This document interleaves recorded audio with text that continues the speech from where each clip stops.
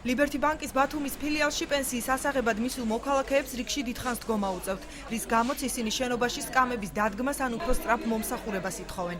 სკამი არა, რატო მოხუცებულია ინვალიდი ხალხი მოდის, ხონდა წამოვიდეს სკამზე. ზოგს სულ არ შეუძლია. მე 73 წლის კაცი ვარ, ფეხი მткиვა, ახლა რომ დავიდე ცოტა დავისვენო 5 წუთი, არ შეიძლება რაღაცა, მაგრამ არა მომსახურება. 80 წლის ქალი რომ პენსიაზე მოვა სულაბერიძის ქუჩიდან, თქვენ წარმოიდგინეთ, როგორ მოვდივარ. ხედულობა არ მაქვს, მუხლები არ მივარგა. ეს კარგია? იყოს გახსნან სადმე ახლოს. სკამები რომ არ არის, ეს კარგია? ფეხებზე ვდგანვართ, ეხლა ვუძლებთ უკვე. გინდა ისე რიგში ვდგანვართ, გინდა ასე რიგში. მნიშვნელობა აქვს. ფეხზე ვდგავართ საათობით, ახლა როდის გავა, როდის გამოვა. ესაა მთავარი, ჩვენი მომსახურებას მთავარია. დღეიდან არც ერთ საპენსიო განყოფილებაში არავინ რიგში არ ჩადგება და თუ ჩადგება, გადავცემთ ამას იმ ბანკს, ვინც ამას განახორციელებს რიგში ჩაყენების გარეშე. მოქალაქეების პრეტენზიებს საქართველოს პრეზიდენტმა მიხეილ სააკაშვილმა 2012 წელს ასე უპასუხა. თქვენ კონდიციონერ შენობაში შიგნით ხართ და ხალხი გარედან მყურება. ეს არის ხალხის სამსახური თუ რა ვერ დაიმსახურა ამ ხალხმა ისეთი.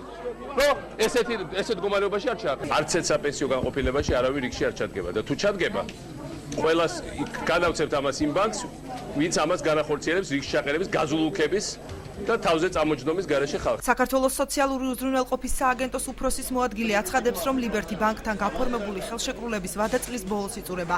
ზაზა რუხაიას თქმით, იგი მოქალაქეთა პრეტენზიებს შეისწავლის და პრობლემის გამოვლენის შემთხვევაში არ გამორიცხავს, რომ პენსიონერთა მომსახურება სხვა ბანკმა ჩაანაცვლოს. 2012 წლის 19 ივნისს გაფორმდა ხელშეკრულება სოციალური მომსახურების სააგენტოსა და Liberty Bank შორის, რომელიც მოქმედებს 2014 წლის 31 დეკემბრის ჩათგეგმება, როგორ აუცილებლად 2014 წლის 31 დეკემბრის ვადის გასვლის შემდეგ ამ ხელშეკრულებას რაც ვადა გაუვა, აუცილებლად დადგება დღის წესრიგში ის, რომ რა მიმართულებით ვიმუშაოთ. გაუმჯობესდება თუ არა პირობები მომხმარებლებისთვის ბანკის ფილიალებში. ამ კითხვით Liberty Bank-ის ადგილობრივ და სათავო ოფისების წარმომადგენლებს მივმართეთ, მაგრამ ისმა თანამშრომლებმა ტელევიზია ბანკის მიმართ მიზანმიმართულ კამპანიაში დაადანაშაულეს და მოქალაქეთა პრეტენზიებზე განმარტების გაკეთება არ ისურვეს.